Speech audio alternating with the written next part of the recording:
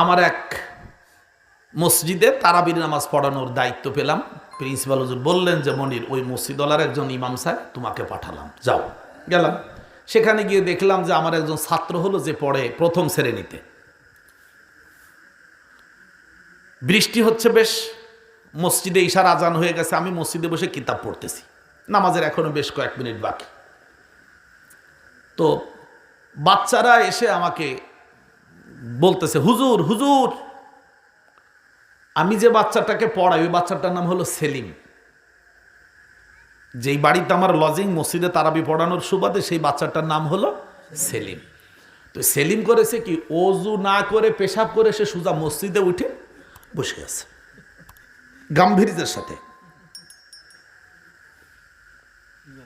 বাচ্চারা, ছোট বাচ্চারা বলতেন একজন তার জন্য পিছনে থাকে, খেয়াল করেছেন তো? বাচ্চারা তিনজনে গিয়ে আমার ঘাড়ে, হুজুর হুজুর, আমি কি হয়েছে?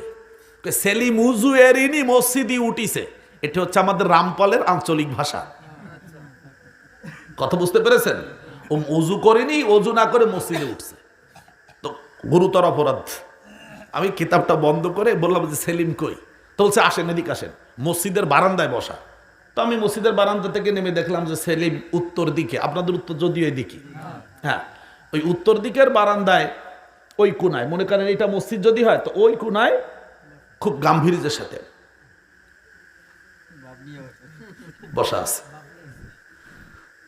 তা আমি বলতেছি, এই সেলিম। জি উস্তাজি। আমাদের এলাকা আবার যিনি আরবি পড়ান তাকে উস্তাদজি, তো ওই শব্দটা উস্তাজি বলে। জি উস্তাজি বলে, তুই নাকি ওযু না করে মসজিদে ঢুকেছিস?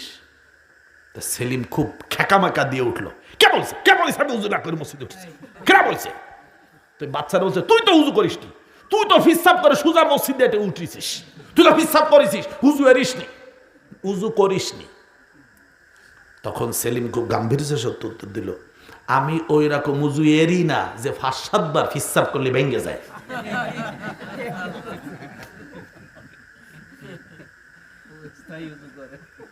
শুনছেন কিছু? আমি ওই রকম উযু করি না যে ৫-৭ বার ফিসাব করলে। আমি তখন চিন্তা করলাম যে এ তোমার উস্তাদ, এ তো ছোট বাচ্চা, মাইনার চাইল্ড, অবুঝ শিশু, তাই এ কথাটা বলেছে, ও অনেক পড়ে।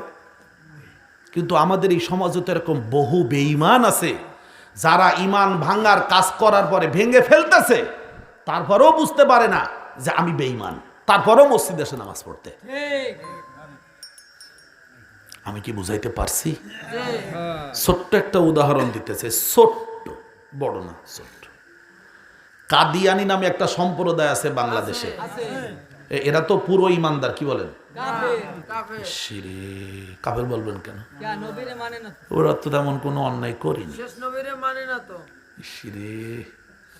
আপনারা কিছু বুঝেছেন নাকি?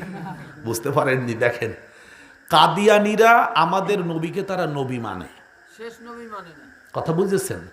শেষ মানে না, নবী মানে। শেষ এই শব্দটা মানে না, নবী মানে। কথা ভালো করে বুঝবেন। কোরআনে কোথায় আছে? ৩৩ নম্বর সূরা, সূরাতুল আহজাব এর ৪০ নম্বর আয়াতে আল্লাহ তাআলা বলেছেন, মুহাম্মদ সাল্লাল্লাহু আলাইহি ওয়াসাল্লাম তোমাদের কারো পিতা নন, বরং তিনি হলেন শেষ নবী, বরং তিনি শেষ নবী।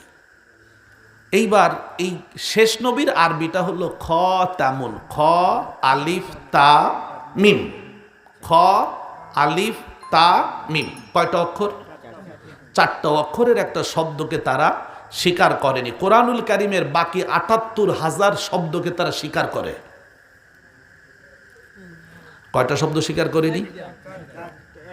একটা শব্দ স্বীকার করেনি। কয়টা অক্ষর তাতে? এতে আপনারা বললেন তারা কাফের। আপনারা যে কোরআনের বহু আয়াত শুদ্ধ মানেন না, এতে আপনারা কি ইমানদার?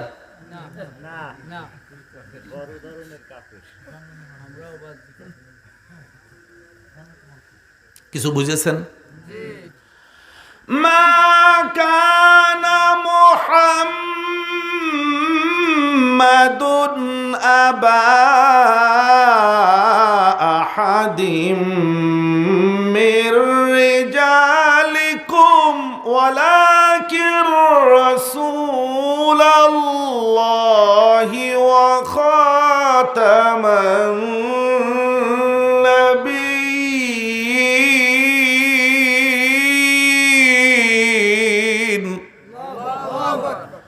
ওয়া কানা আল্লাহু বিকুল্লি শাইইন আলিমা।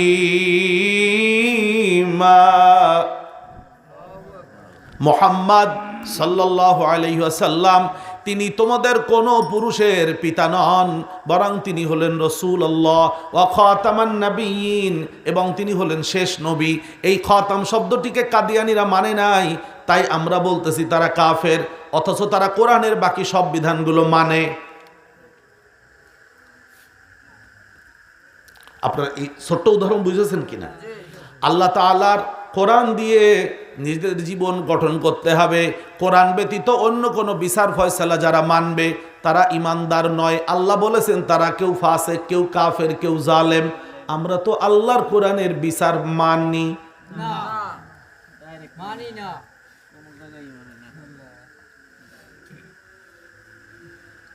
কাদিয়ানীদের কাফের বলে লাভ কি? আমরাও তো কাফের। আমরাই তো কাফের।